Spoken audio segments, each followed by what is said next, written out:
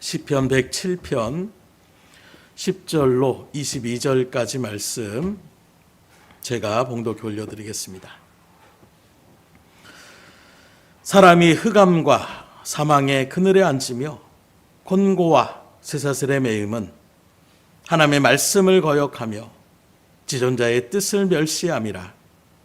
그러므로 그가 고통을 주어 그들의 마음을 겸손하게 하셨으니 그들이 엎드러져도 돕는 자가 없었도다. 이에 그들이 그 환난 중에 여호와께 부르짖음에 그들의 고통에서 구원하시되 흑암과 사망의 그늘에서 인도하여 내시고 그들의 얽어맨 줄을 끊으셨도다. 여호와의 인자하심과 인생에게 행하신 기적으로 말미암아 그를 찬송할지로다. 그가 논문을 깨뜨리시며 쇠빗장을 꺾으셨음이로다. 미련한 자들은 그들의 죄악의 길을 따르고 그들의 악을 범하기 때문에 고난을 받아 그들은 그들의 모든 음식을 싫어하게 되어 사망의 문에 이르렀도다. 이에 그들이 그들의 고통 때문에 여호와께 부르짖음에 그가 그들의 고통에서 그들을 구원하시되 그가 그의 말씀을 보내어 그들을 고치시고 위험한 지경에서 건지시는도다. 여호와의 인자하심과 인생에게 행하신 기적으로 말미암아 그를 찬송할지로다. 감사제를 드리며 노래하여 그가 행하신 일을 선포할지로다. 아멘. 인생을 살아가는 우리들이 고난을 간절하게 사모하고 하나님 나에게 고난을 주시옵소서, 고통 가운데 살고 싶습니다, 이렇게 바라고 원하는 심령은 아무도 없을 거예요. 그런 일들 속에서 우리 가운데 펼쳐지는 고난과 고통, 그러기에 우리에겐 더욱더 그것이 힘들고 어렵고 지칠 수밖에 없는 것입니다. 특별히 하나님의 백성으로 선택받고 그 능력과 모든 것을 행하실 수 있는 하나님의 자녀의 부름 가운데에 우리가 그 믿음의 길을 걸어가는데 그 가운데 당하는 고통의 자리는 더더군다나 우리의 어떤 신앙의 그 믿음을 흔들어 놓을 수밖에 없을 것 같습니다. 오늘 우리가 읽은 본문의 말씀에는 이 시편 기자가 하나님이 어떻게 그 일들 가운데 책망하고 그 고난의 자리 가운데에 어떻게 섰는지, 그리고 그 고난의 자리를 통하여 하나님께서 우리에게 바라고 원하시는 것을 무엇인지 분명하게 말씀하고 있는데, 오늘 정말로 힘든 시대를 살아가고 있고 여기저기 지쳐 어려움과 그 고통을 호소하며 나가는 그런 믿음의 발걸음 가운데에 오늘 이 말씀이 여러분들 가운데 위로가 되시고 분명한 믿음의 목표가 설정되어져서 하나님의 그 구원의 놀라운 일들을 오늘 시편의 기자처럼 감사제로 오히려 하나님 앞에 영광 돌릴 수 있는 우리의 발걸음이 될 수 있기를 주님으로 축원합니다. 그래서 오늘 말씀 가운데 바라보게 되면 고난 가운데 있을 때에, 뭔가 큰 근심 가운데 있을 때에 사람들의 가장 두드러진 특징이 바로 무엇이냐? 식음을 전폐하게 돼요. 먹는 것에 대한 어떤 즐거움을 잃어버립니다. 그래서 오늘 18절에 보면 그들은 그들의 모든 음식을 싫어하게 되어 사망의 문에 이르렀도다, 이렇게 표현하고 있어요. 근심과 염려의 그 곤고한 가운데에 삶의 의욕이 사라지니까 삶을 살아갈 때 가장 어찌 보면 중요한 그 음식물을 섭취하려는, 공급받아야 될 그런 의욕을 상실하게 되는 것입니다. 그러므로 여기서 음식물을 싫어한다는 것은 그 마음 가운데에 큰 고난의 일들로, 그 충격 가운데에 어찌할 바 없어서 삶의 의욕을 잃어버린 그 인생의 고백을 이야기하고 있는 거예요. 그리고 사망의 문에 이르렀도다, 이렇게 얘기하고 있는데 구약에서의 이 문이라는 것은 재판장, 권세, 권위들을 이야기하고 있습니다. 상징으로 나타나는 그 모습에서 사망의 문에 이르렀다, 이 말은 이미 사망의, 다시 말하면 죽음이 내 앞에 지금 면전에 다가와 있다라는 것을 이야기하고 있는 거예요. 곧 죽을 정도의 그런 큰 고통 가운데에 이미 이르렀다라고 이야기하고 있는 것이 지금 이 시편 기자의 상태라는 거예요. 그러면 무엇 때문에 이런 일들이 나타나는가? 앞서도 우리가 말씀 나눈 것처럼 의사에게 갔을 때의 처방전을, 그 병의 원인을 분명하게 알아야 그에 맞는 처방전을 받을 수 있고, 그래야 병의 근원이 우리 가운데 사라지면 우리는 다시금 건강할 수가 있는 거예요. 그래서 어떤 문제와 고난과 이 모든 일들은 그냥 벌어지는 것이 아닙니다. 특별히 성경은 하나님이 우리에게 주시는 것은 재앙이 아니라 평강이라고 말씀하고 있어요. 그런데 왜 하나님은 우리에게 평강을 원하시는데 정작 우리의 삶은 이렇게 힘이 들고 어렵고 고난과 고통 속에서 날마다 괴로움을 나타내며 그렇게 겨우겨우 살아가는 그런 인생을 나아갈 수밖에 없습니까? 그 원인을 우리가 분명히 알아야 우리가 고쳐나갈 수 있고, 그러면 우리가 회복의 자리 가운데 정말로 하나님의 주시는 평강의 은혜를 누릴 수가 있다는 것입니다. 그러기에 오늘 말씀이 굉장히 중요한데, 무엇 때문에 이런 일들이 벌어지고 있는가? 적어도 이가 시편에 어떤 하나님의 말씀을 알고 하나님의 영광을 돌리는 이런 고백들을 볼 때에 이 사람은 세상에 속한 사람이 아닙니다. 그도 분명히 하나님의 선택한 언약의 백성이었고, 하나님의 자녀의 부름 가운데에 하나님이 누군지를 분명히 알고 있는 믿음의 사람이었음을 우리는 바라볼 수가 있는 거예요.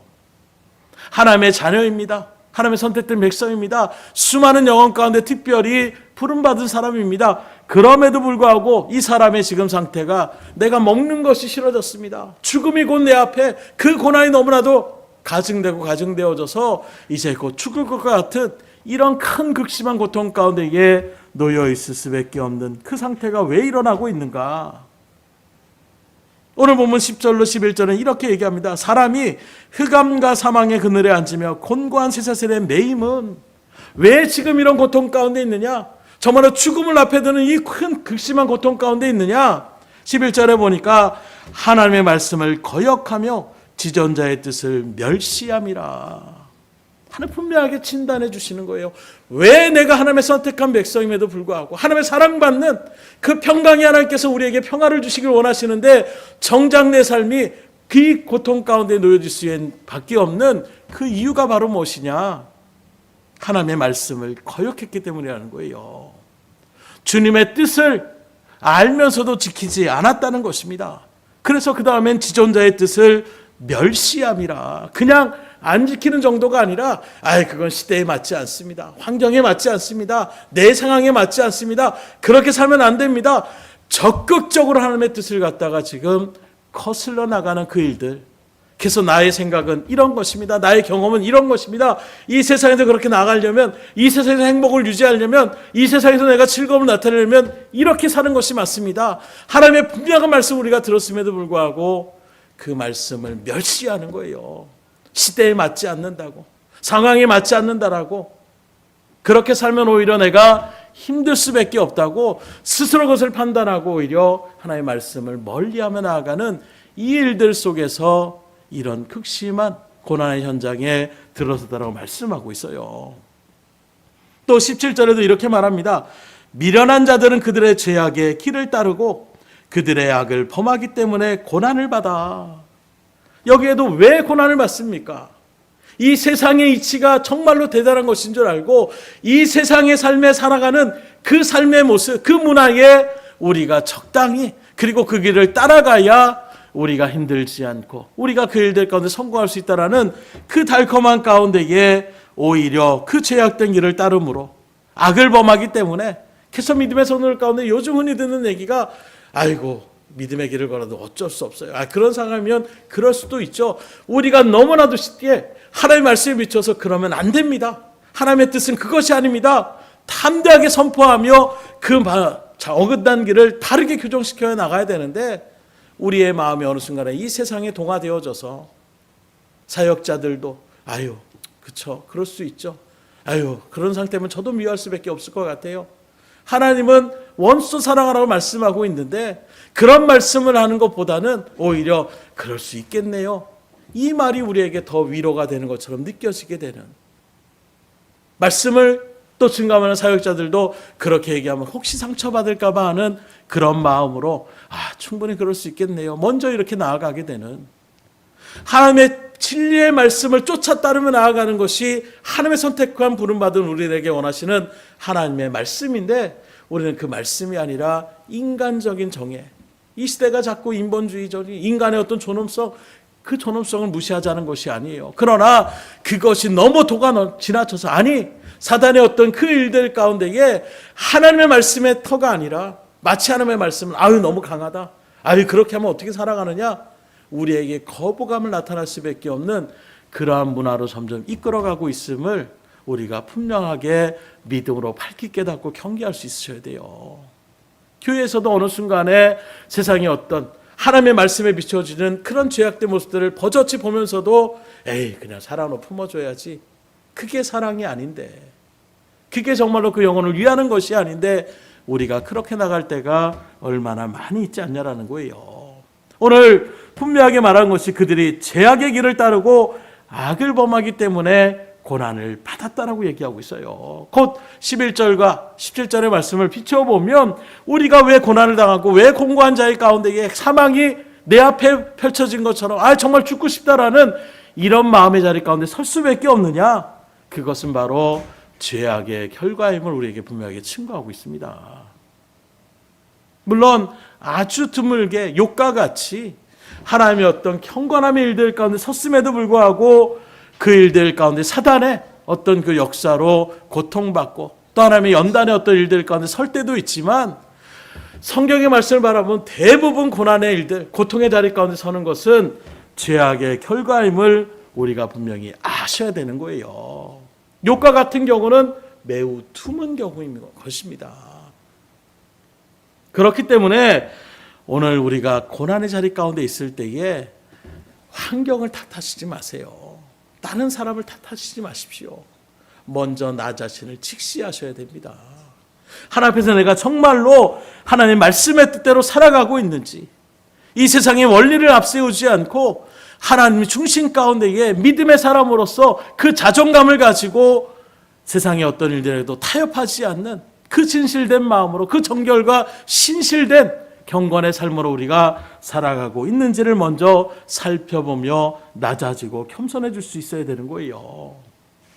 더 나아가 그런 모습에서 나 자신을 직시하고 내가 이렇게 잘못됐구나. 내가 이런 잘못된 생각 가운데 있었구나. 하나님의 뜻을 내가 알면서도 어쩔 수 없다고 환경이 그렇다라고 저 사람 때문이라고 다른 내 주변의 것들을 탓하며 그 일들 가운데 앞에 변명하는 변명을 그렇게 나타내고 있었던 것은 아닌가.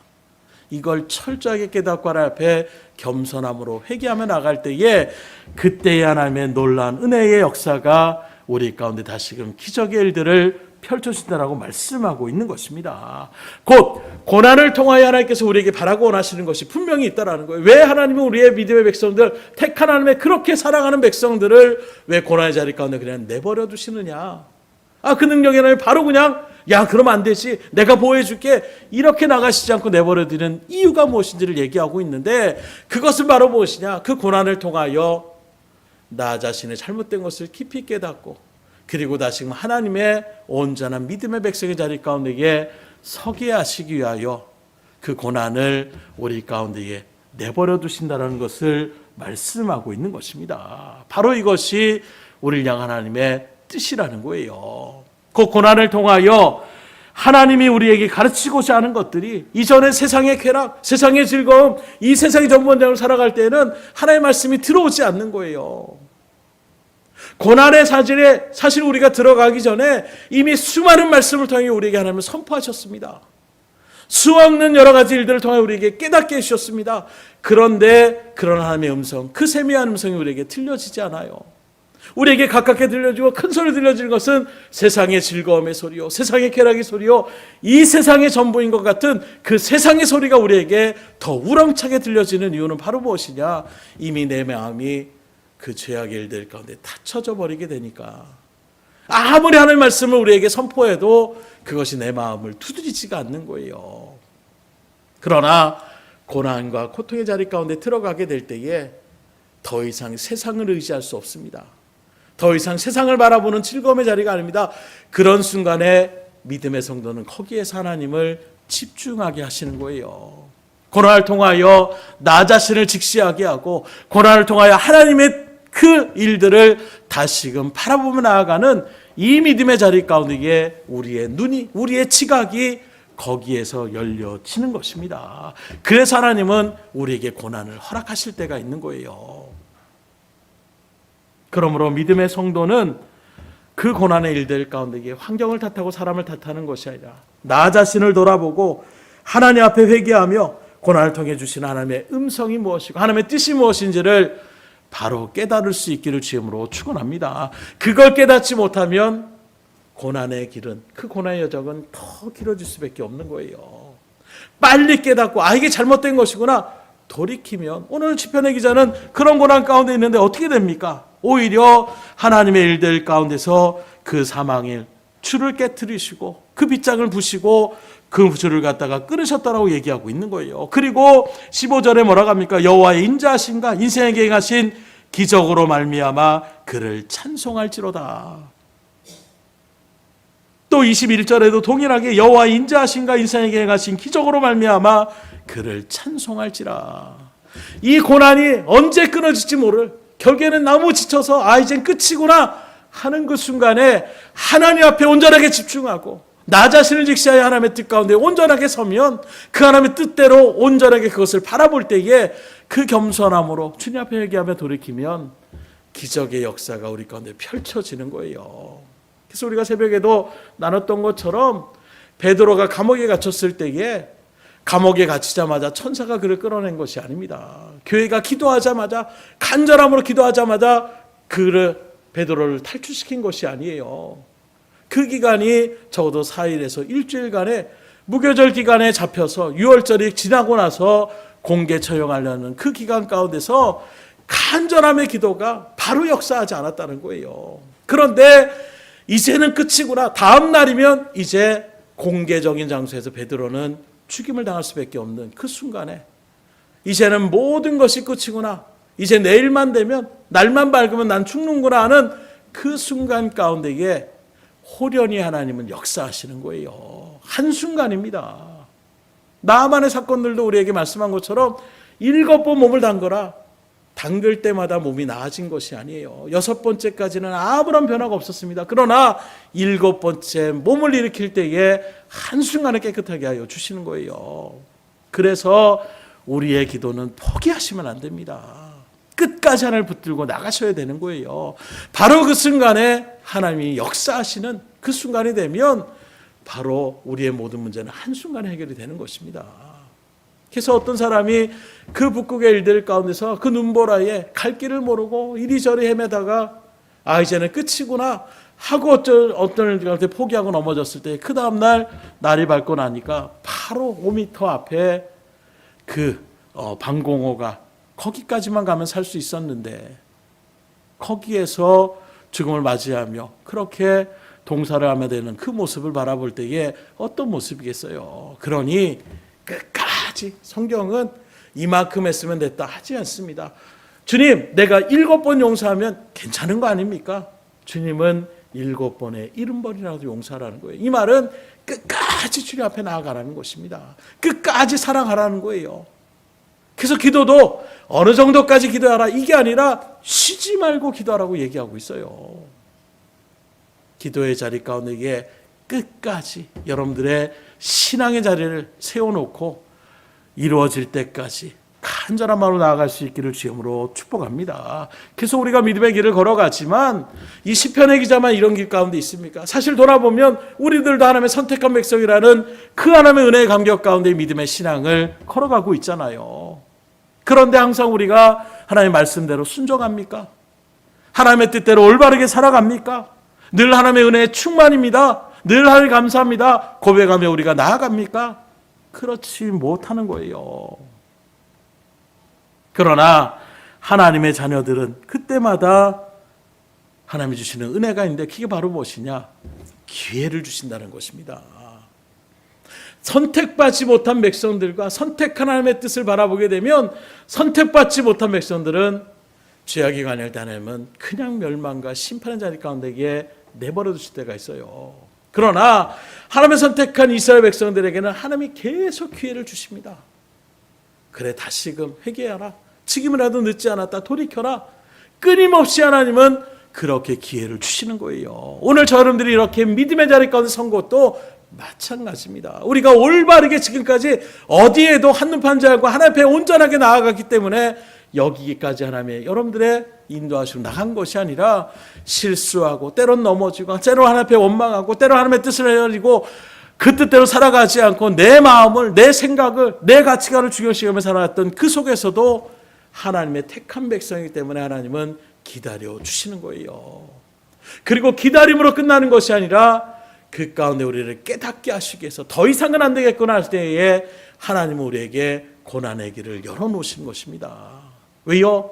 그 고난을 통하여 다시금 하나님을 직시하며 나갈 수 있는 이 세상이 아닌 하나님을 붙잡고 나아가는 그 삶이 가장 복된 삶이라는 것을 분명하게 깨닫게 하여 주시기 위해서 하나님 우리에게 고난을 그렇게 펼치실 때가 있는 것입니다. 그것이 바로 고난을 통하여 복의 근원이 바로 이 세상에 있는 것이 아니라 하나님께 있음을 알려주시게 하는 그 방편임을 우리에게 증거하고 있는 거예요. 마치 탕자처럼 야 네가 가긴 어딜 가느냐 붙잡는 것이 아니라 그래 그럼 네 뜻대로 한번 살아봐라. 그리고 그 아버지는 계속 기다리는 거예요. 그리고 그 아들이 깨닫고 돌아올 때를 분명하게 알고 계시는 그 아버지의 그 마음 가운데에 하나님도 우리를 동일하게 바라보고 계시는 것입니다. 이제 할 만큼 해봤느냐? 이제 알았지?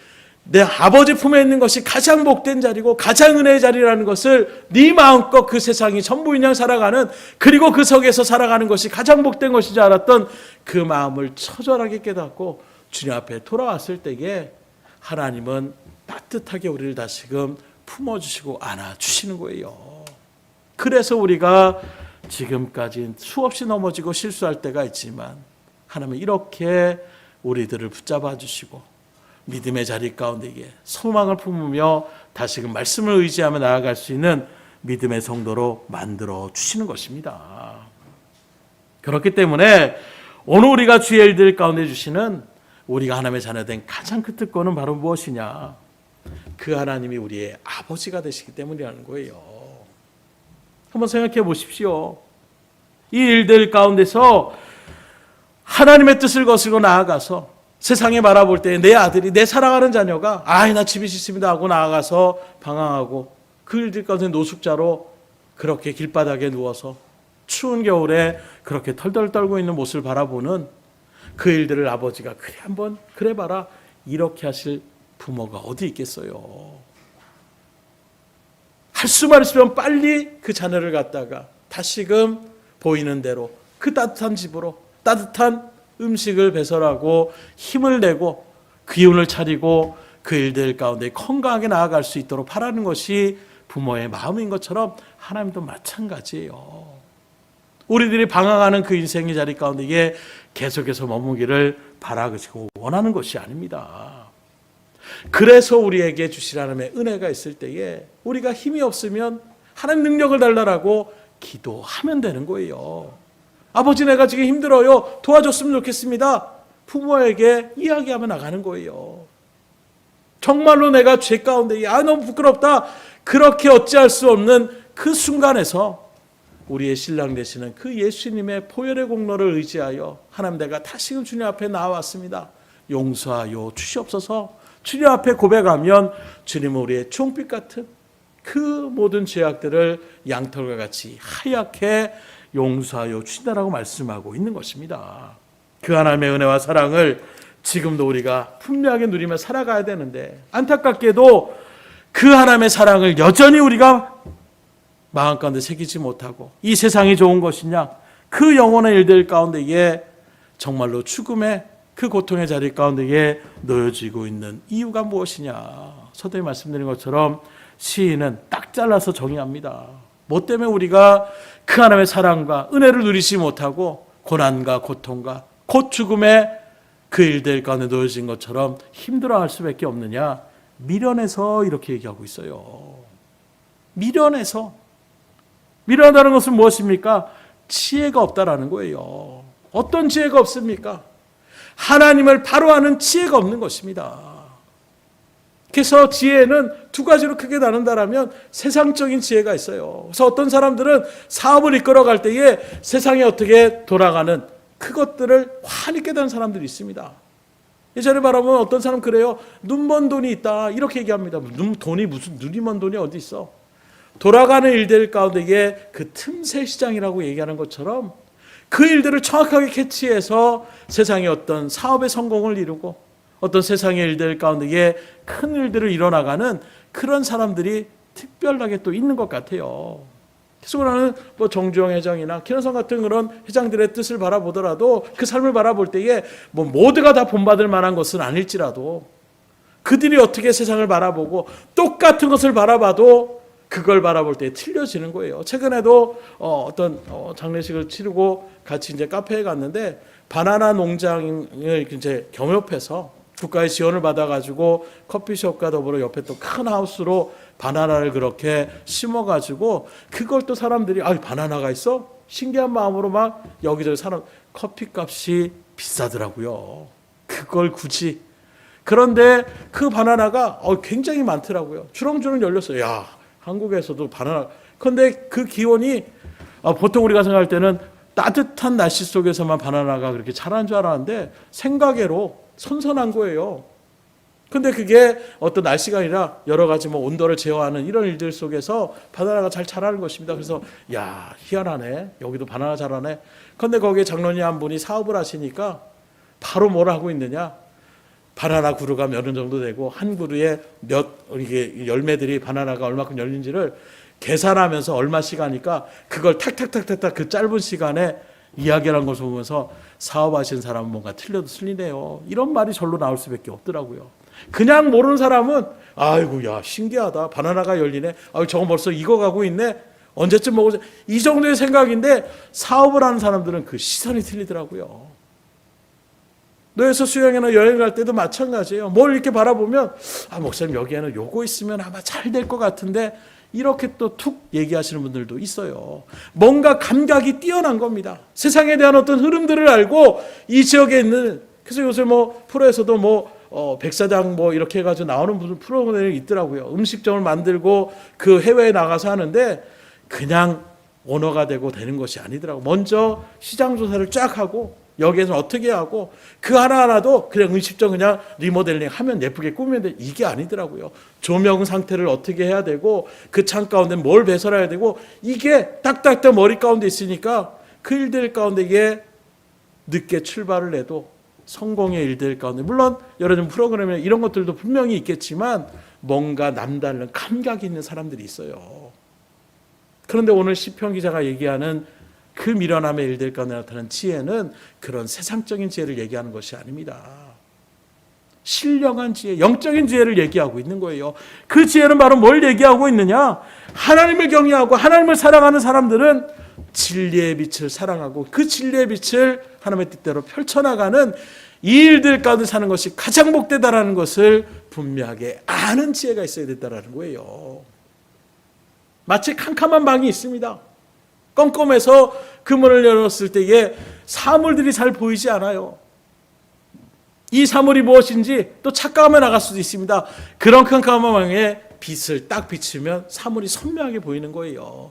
마치 우리가 삶을 살아가는 일들 가운데에 영적인 분별력이 생기면 그 일들을 바라보는 상황을 바라보고 그 문제를 바라보는 것이 아니라 그 일들을 통하여 나타나는 영적인 싸움을 바라볼 수가 있는 거예요. 이 일들을 통하여 우리에게 뭘 요구하고 계시는지, 이 일들을 통하여 사단은 또 어떤 역사를 나타나기 원하는지를 분명하게 바라볼 때에 사람을 미워하지 않습니다. 환경을 탓하는 것이 아니에요. 오히려 이 일들 가운데 더 믿음을 지키고 그들에게 생명의 빛을 바라며 나아가는 이런 자리 가운데 서는 것, 그게 바로 말씀의 뜻을 따라 나아가는 신앙의 말씀을 우리에게 증거하고 있는 것입니다. 그래서 항상 하나님의 말씀의 빛 아래에서 은혜를 받으며 사람들을 바라볼 수 있고 상황을 바라볼 수 있는 그 지혜를 얘기하고 있는 거예요. 오늘 여러분들에게 이러한 지혜가 있기를 주님으로 축원합니다. 세상에 급하게 흘러가는 그 일들 속에서 우리가 거기에 막 허덕허덕거리다 보면 어느 순간에 그 지혜를 잃어버리게 되는 거예요. 미련하는 것은 내가 미련해야지 해서 할 필요 없습니다. 가만히 있으면 흘러가듯이 미련한 일들 가운데 설 수밖에 없는 거예요. 그래서 성경은 하나님을 아는 지식을 쌓으라고 말씀하고 있는 것입니다. 그 지혜가 무뎌지게 되면 사리 분별이 안 되는 거예요. 그러다 보면 엉뚱한 것이 전부인 양 그렇게 나아가다가 스스로 고난과 역경의 자리 가운데에 설 수밖에 없다라는 것입니다. 이런 사람들을 하나님이 내버려 두실 수가 없는 거예요. 하나님의 택한 백성, 나의 사랑하는 자녀인데 그 지혜를 잃어버려서 사리 분별을 못해서 세상이 전부인 양 여기가 즐거운 것이구나. 그리고 그 멸망의 길로 가는 그 모습을 하나님은 두고 볼 수가 없는 것입니다. 왜요? 사랑하시니까.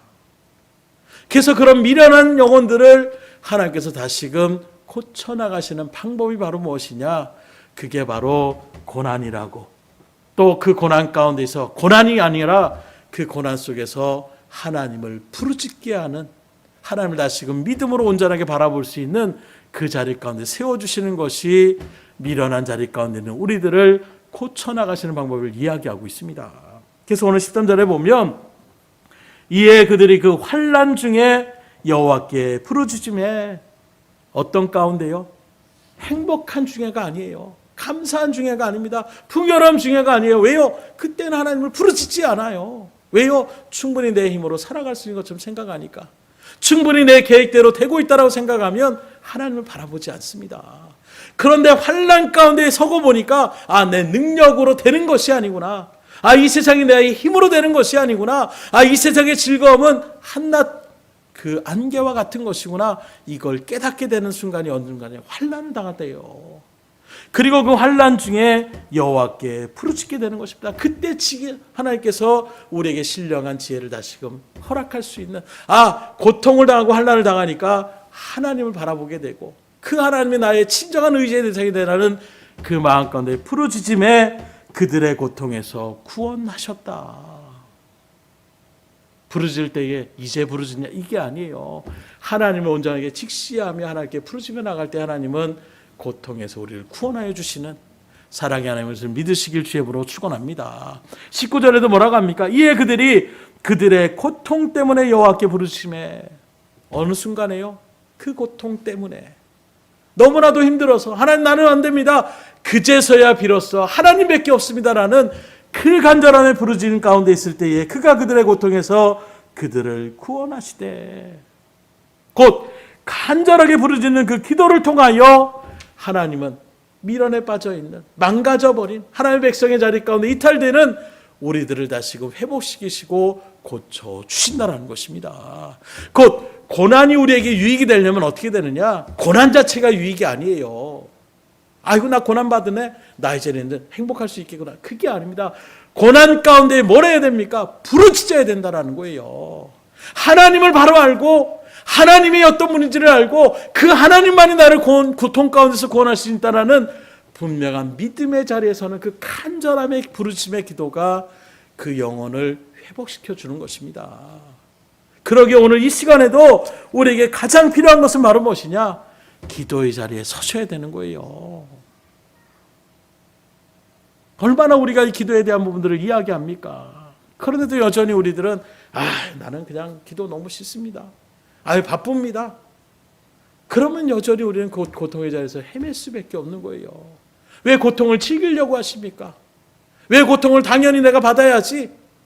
내가 죄를 지어서 왜 그 자리에서 머물려고 하십니까?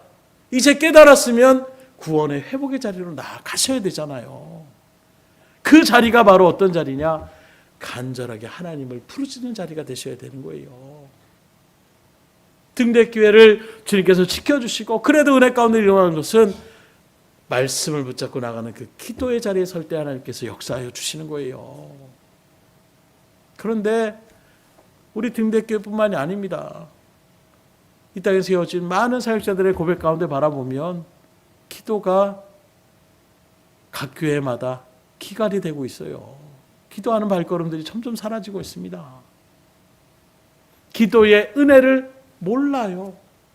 세상의 풍요 가운데서 자라났던 그리고 그들에게 온전하게 말씀으로 또 양육하지 못했던 그 결과가 그대로 지금 한국교회에 온 세계에 지금 두드러지게 일어나고 있어요.